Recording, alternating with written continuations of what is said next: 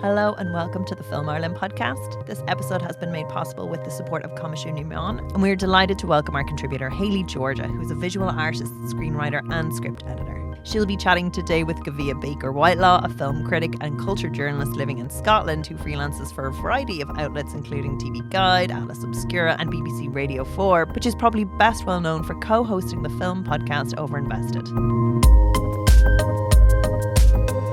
Hi, Gavia. Thank you so much for talking to us. Thanks for inviting me on. Great to talk to you. I guess I just want to start with asking you kind of like about your background in film criticism and culture journalism. Well, I did not really have a traditional journalistic kind of upbringing or training, which I guess maybe doesn't even exist anymore. I feel like we're now at the generation where a lot of people came up through blogging, but I've published almost exclusively online through online outlets. And I started out just discussing and analysing movies and books and TV shows and stuff for fun on LiveJournal back in the day, which was, for those who don't recall it or are young, very popular sort of blogging platform in the early 2000s. So, you know, when I was a kid, I'd be on there discussing, at that point, it would have been Harry Potter and then like the TV shows I was into.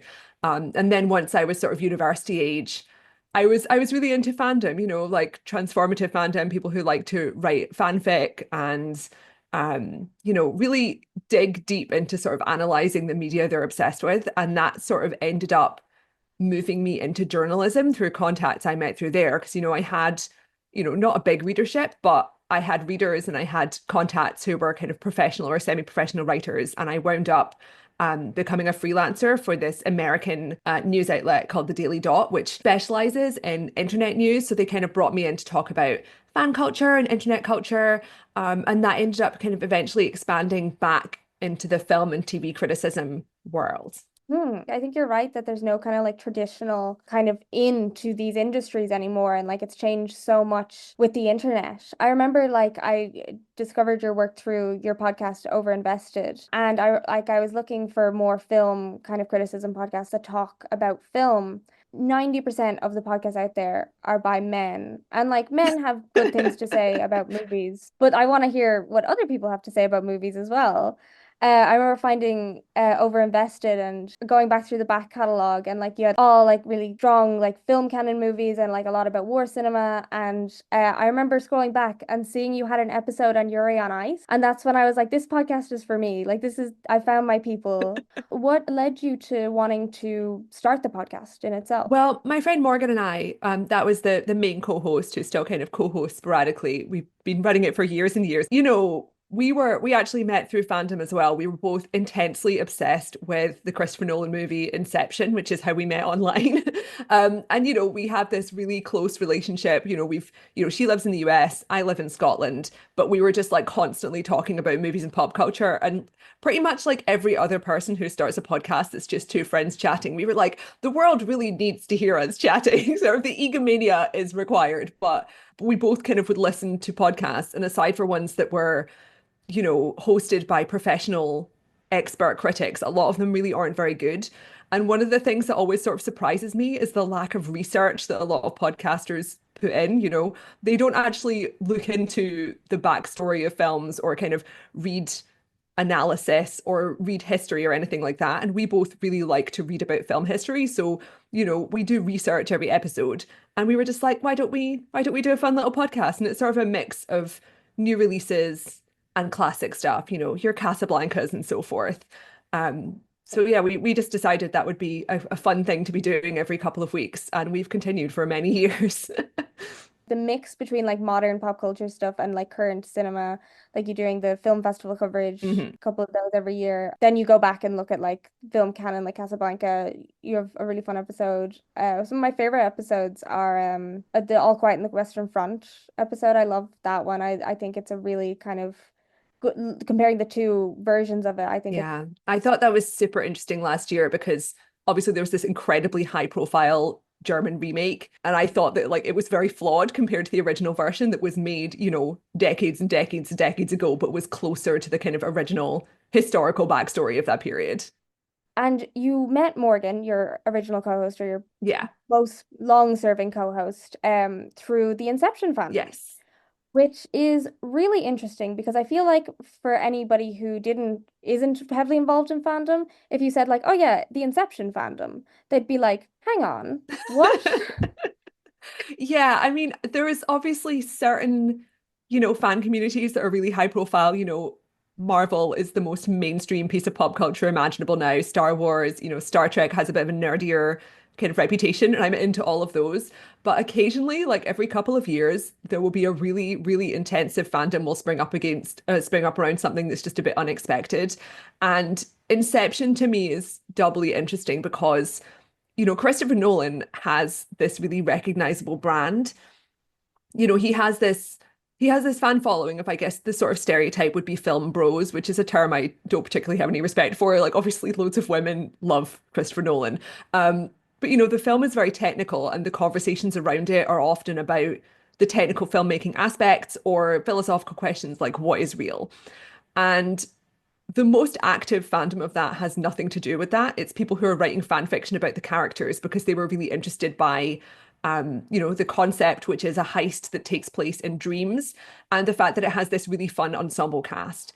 And one of the things that fanfic writers always like glom onto is if you have a really distinctive, fun cast of characters who you can slot into certain roles.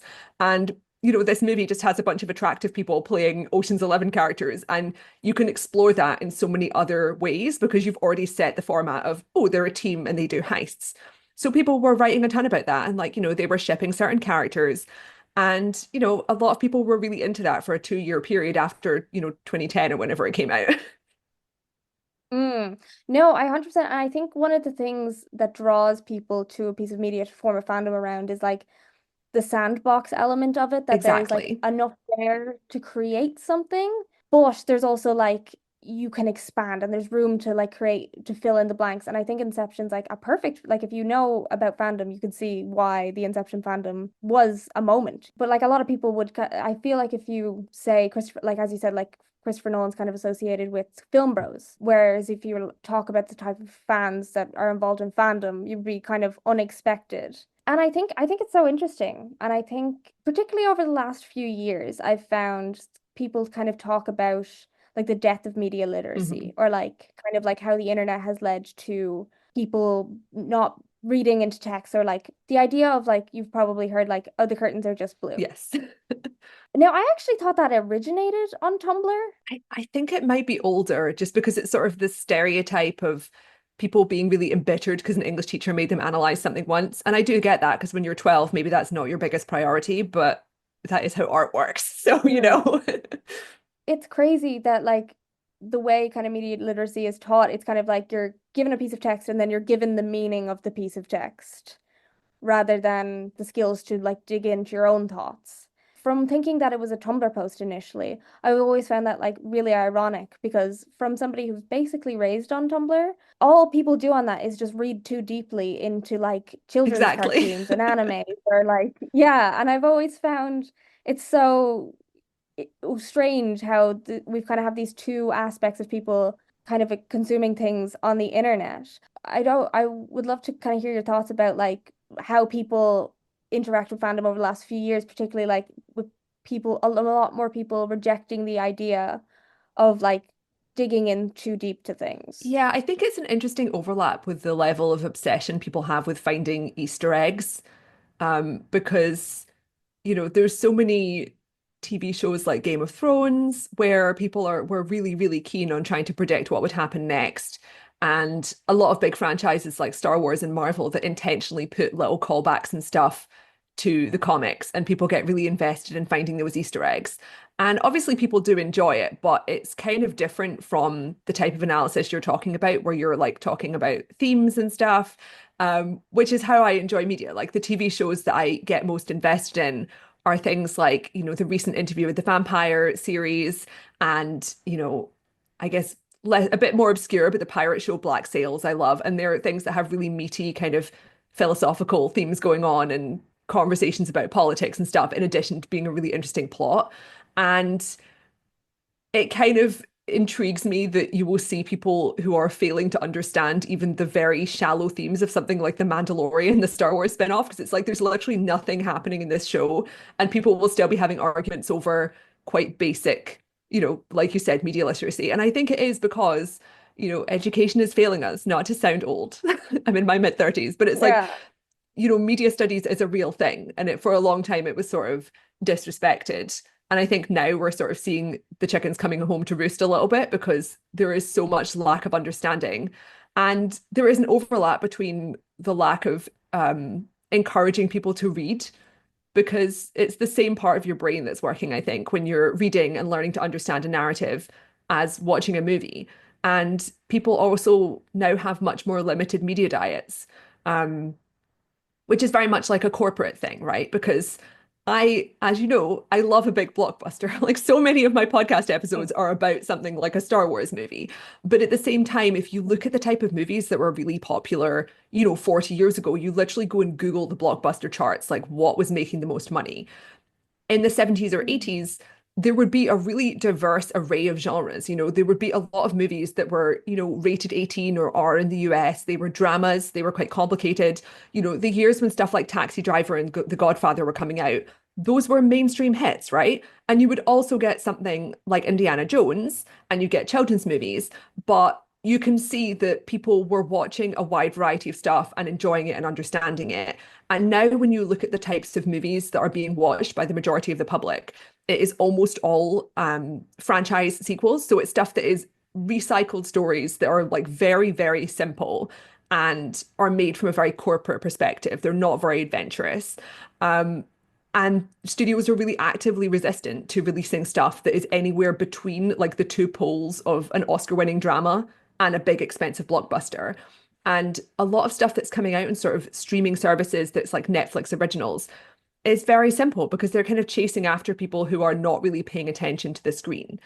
And I don't mean that to sound snobbish, because like there are so many things that I watch when I'm, proverbially folding laundry, right? Like there's a lot of stuff on Netflix that's like that. But if studios were more open to making a diverse array of stories and stuff that is actually serious, it would train people's brains into understanding stuff better, and we would all be having a more satisfying experience in the movies. I think Oris Benedict has a really interesting like Medium or Substack post that is basically about like the media diet, like, and talking about like junk food media and being like, there's nothing wrong with junk food media. Like it's nice to have something that is just fun that you just watch, but it's also, you can't be your entire diet, like it's important to have that variety. It's so strange to me when people be like, well, why can't people just have fun? Like, why do you have to always like dig into the themes or like analyze a piece of media? Why can't you just let people have fun? Be like, that's the most fun part. Yes. And that's also kind of the difference in quality for these blockbusters, right? Because, people kind of see like, oh, criticism, that's nitpicking. And it's like, it's not necessarily, right? Because just to take an example of the Marvel franchise, which we're probably all familiar with just from cultural osmosis, there are some movies in that which have so much to talk about, like Captain America, the Winter Soldier, Black Panther. You can dig into characterization and political subtext and stuff in there and have a really fruitful conversation. And people did at the time. But if you try and do the same for something like Doctor Strange, you're not going to get anywhere. And then there's this sort of tendency for people who are very loyal fans to get very defensive and be like, well, why are you attacking this? And it's like, well, it's not really an attack. We're just pointing out that the film could be better. And we know that they could do better, but they're not bothering because they know that people will pay for tickets anyway. Yeah, and I think particularly with the kind of earlier Marvel stuff, I think it was less like a sure hit. Yeah, they had more impetus to try hard. And it was kind of less, like it was obviously all building, like that phase one was all building to something, but I feel like it was less about connecting everything and like Easter eggs and like setting up the next thing. Like I think Captain America, the Winter Soldier is a great example. Like I was obsessed with that film when it came out. Because like it's this fun action story, but it has characterization. Like the characters have like these clear emotional arcs, and it sets up further emotional arcs, and it leaves like it has that lovely kind of room for like that sandbox fandom where you can build upon the characters, build upon the world. Whereas I feel the later Marvel projects kind of fail to bring that same characterization or the same kind of emotional depth. You can kind of see like there's definitely been a cultural shift towards films like that. I feel like Marvel films are still like a monolith at the moment, but I feel like they don't have the same cultural draw that they have. I was just wanted to ask you, like, do you feel like, particularly from when you started your podcast, it was a moment of pop culture? I think like Marvel, DC, these franchise films, they dominated it. Do you feel a shift in the wind? Yeah, I do. I mean, I think it's sort of inevitable to any really ubiquitous trend, like periods when Westerns were just everywhere. It's eventually going to run out of steam. And in this, it's these sort of overlapping issues of people are getting tired inevitably of seeing extremely formulaic, similar movies come out. They've seen it before. And also, the companies that are making them are coming out with a worse product because they've got complacent, and the people who are in charge of these studios are maybe not as interested in film as an art form as the people who were in charge 20 years ago. There's a lot of big Hollywood studios that are run exclusively by like finance people, which is not really a good situation. That's basically what's happened with Warner Brothers. But yeah, I mean, one of the spaces that really interests me is horror. I'm a huge, huge horror fan, and I find horror audiences just wonderful. It is like obviously there is like a very fruitful audience for independent cinema. There are people, the kind of people who like to go to film festivals and watch a lot of international film, and there is, I would say that like horror is the one genre where there is like an incredibly strong audience in that sphere that's just for like pure entertainment movies, right? And like people love to go to horror festivals. There are so many people who will watch very obscure, like micro budget foreign films because it's a vampire movie or something. And you see that reflected in the box office, alongside the bigger blockbuster movies. Every year there are a couple of films that are quite low budget that are huge, huge commercial hits because people love horror. And it's not something that needs to be necessarily a recognizable brand or really expensive to work because it's this sort of pure experiential kind of thing. And also when current events are bleak, people are attracted to horror, I think. And you can kind of see things reflected in current horror trends that kind of reflect the things that people are anxious about, like, pregnancy and surveillance and that sort of thing. A lot of economic horror at the moment. Yeah, you see that like 3 to 5 year gap where like something big will happen, and then horror in like 3 or 5 years will suddenly, as you said, like with pregnancy and surveillance and stuff, like there'll be huge focus on that, or like you'll see a lot of imagery that kind of represents that. Mhm. And I think like with horror particularly, because you can make a pretty decent horror film for not a lot of money. This leads to like it being like one of the most creative and one of the most daring genres, because there's not as much, like you're not pumping in money, and you can make a lot of return on not a lot of money. And I think that makes horror this really, like, particularly in the last few years, I feel horror has been on the forefront of creative cinema. Maybe it's just the horror that I think, like obviously in earlier 80s and 70s, horror had also had this kind of huge kind of creative boost, but I just feel like some of the most interesting films coming out at the moment are horror. I mean, the past couple of years at the Cannes Film Festival, some of the biggest films, like critically, have been horror. Like a couple of years ago, it was Titan, which is this amazing, very extreme movie that has, so it begins with someone having sex with a car, and it's got all this like really extreme body horror. And obviously Cronenberg's Crimes of the Future, and this year The Substance is very, very buzzy.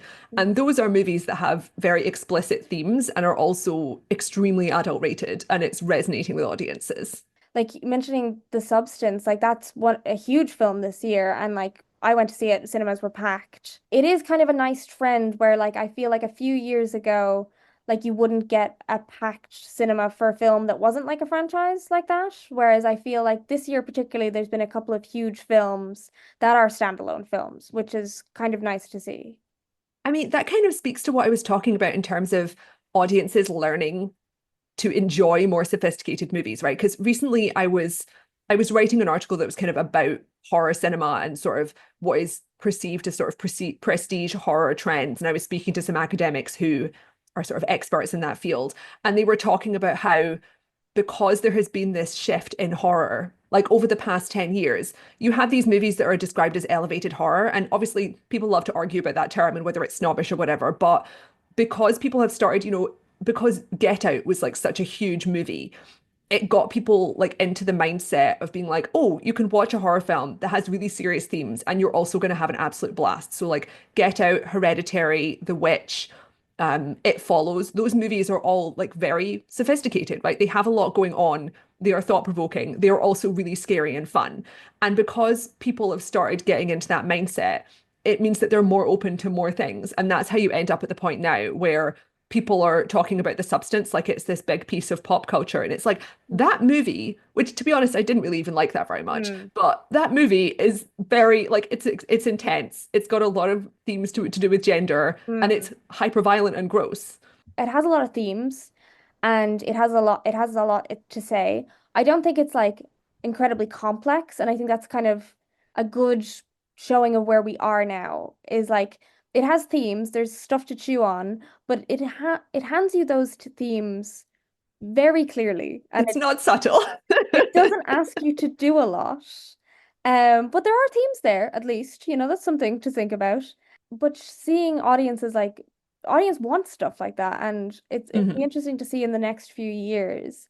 I think you're right that horror kind of kickstarted that. Like you can't say Get Out doesn't have something to say. Again, it hands it to you, and I think Get Out's an incredible film. And I think there's so much to chew on in it. It kind of balances that. It's very easy to understand for somebody who doesn't want to think about it, but it gives you that room to explore deeper on it. And I think horror really has started that trend, which I hope to see continue.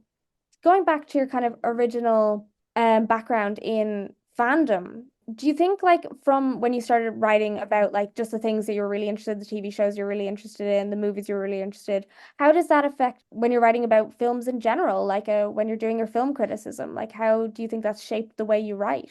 That's a really good question. I think it really depends what type of like movie I'm reviewing and also what type of outlet I'm publishing at, because because of the way it is to be a freelance critic, you have to have a lot of different like specialties and be able to write in a lot of different styles to keep yourself afloat. And I do publish a lot at sort of outlets that are going to a sort of fandomy or geek culture audience. And so I will be publishing something that's talking about, the Dune TV series and talking about its relationship with the books and analyzing some canonical thing that nerdy people are going to be interested in, or reviewing a Star Wars TV show from a critical standpoint, but like with a lot of stuff that is keeping in mind that a lot of the viewers are going to have a lot of knowledge about that subject. So it's like from that perspective, my experience in fandom and also my experience of witnessing other corners of fandom is incredibly helpful there. Like it's crucial to my job. But then if I'm reviewing something like, a couple of weeks ago, I reviewed the movie All I Imagine Is Light, which is, it's an Indian indie drama about nurses in Mumbai. It's not even remotely relevant. There's nothing to talk about there in terms of fandom because it's a straightforward drama that doesn't have a sort of cult-like audience or anything. So yeah, it really depends on who I know my audience is going to be. Mm. Yeah, no, that makes sense. Like, I think it's so important to be diverse, and like the ecosystem kind of forces you to be diverse, and it's good to have kind of different specialties. Do you think like even the way like you'd approach like an Indian indie drama is different because of your background? Like how you started out, the first kind of like you didn't start out reading theory, you started out watching something and just being really interested in it, reading things on the internet and writing things on the internet. I'm not sure. I think that like one of the things that I'm maybe thinking about more than some other critics, not like in the sense that other people are doing it wrong, but just in terms of like my own methods, is I do often have quite a political reading of things. So like I'll be talking about, gender and sexuality and like political themes and that sort of thing. Whereas some critics would be focusing more on just like the experience of the film and the technical aspects and like emotions and that sort of thing. But it's hard to say whether that's something that emerges from me having that kind of conversation about, Star Trek, or if that's just my personal taste. What do you think your favorite things to cover are, both on your podcast and in your writing? Do you think like you have the ones that you just really enjoy, you have a blast writing every time, or you have a blast talking about every time? Yes. Well, I love writing about costume design, which is one of my long-time interests. Like before I was writing professionally, I had a blog that was just costume design analysis. So I love getting to write about that. I love getting to interview costume designers and production designers. I also like to do basically the professional version of that sort of fandomy analysis where you really dig into, the emotional subtext of stuff that's happening with the main characters, things that can really only be read by people who've already watched that source material, you know. So I mentioned earlier Interview with the Vampire, the TV show.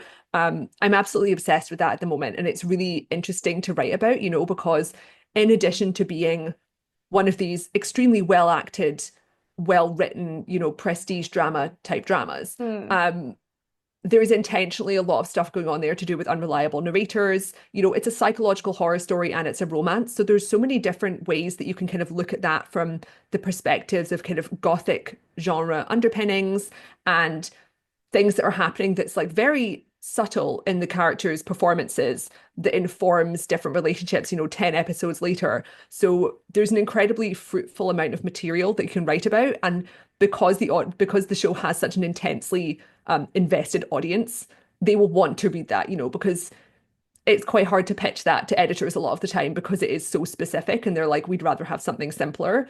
But that is what I love to write. Yeah. And like there is an audience there. Like the with the Vampire has a huge fandom and like people who are and it's interesting. I entirely agree that it has these kind of multifaceted, many ways to look at it, which draws a wide kind of variety of people towards it. You still write a lot of like cultural criticism and you write about fandom topics, but also fandom like related media.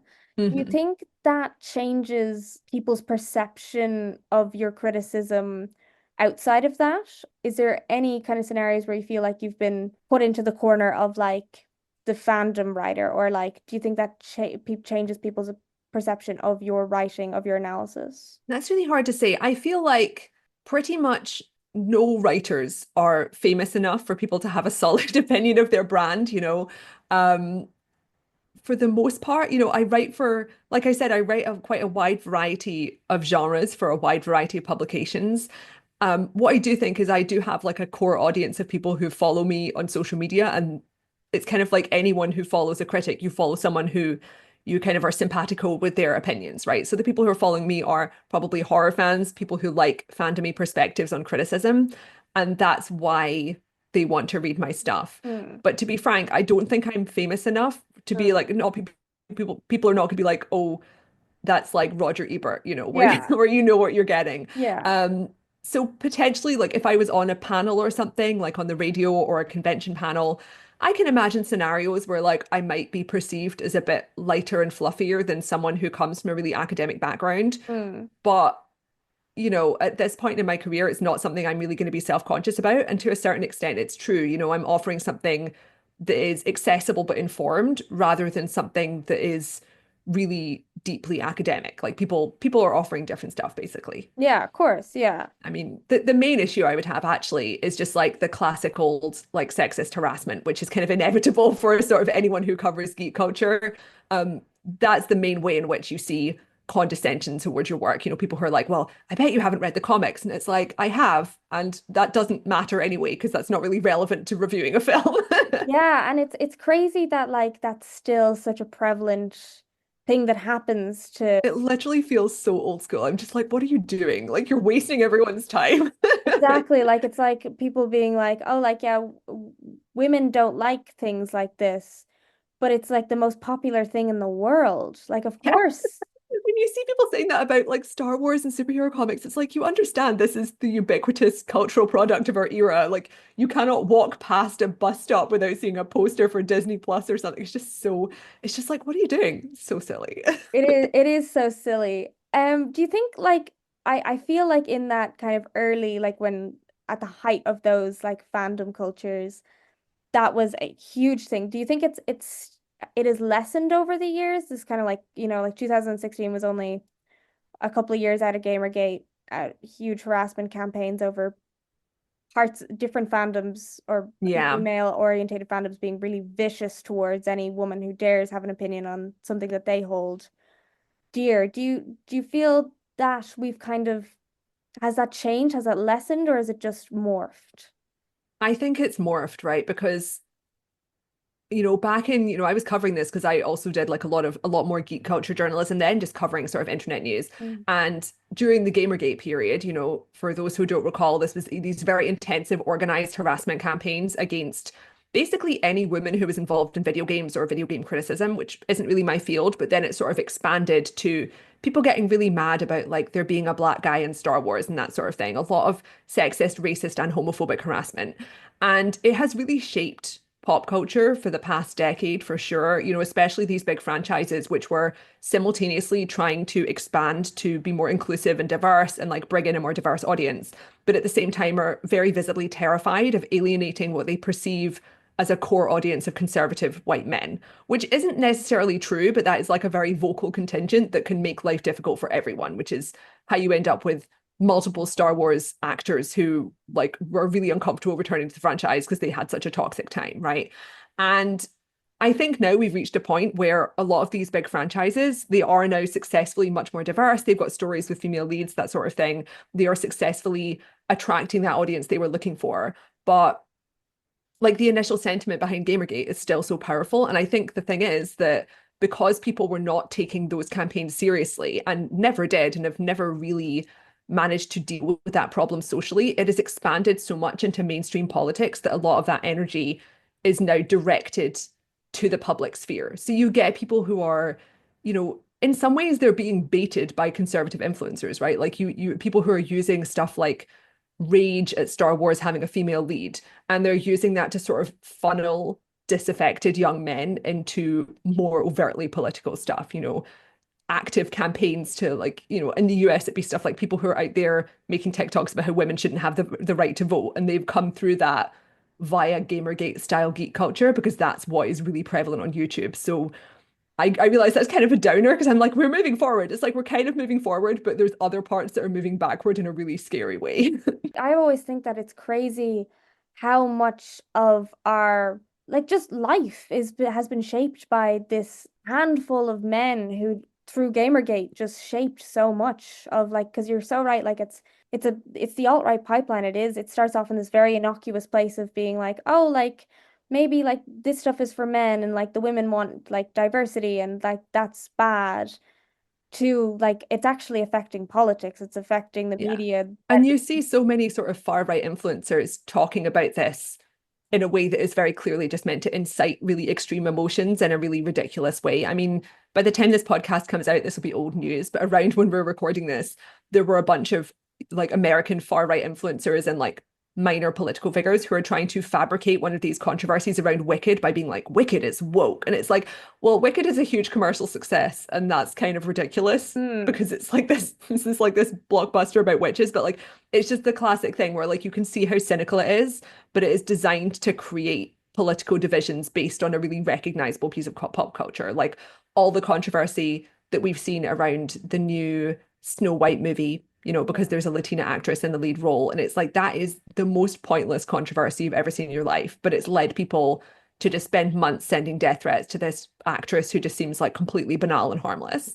Yeah, and it's crazy, and like this Wicked like backlash campaign, and it's weird because it's like Wicked's not for you, like it's based on a musical, so you don't want diverse Right. things in things that are for you, but you It's like don't want. not the female-led Wizard of Oz spin-off. It's like you don't need to care about this. Yeah, it like some things aren't for you and that's fine, but it's like you don't want things that are for you to be involve anybody else, but you don't want things that are not for you to be not for you.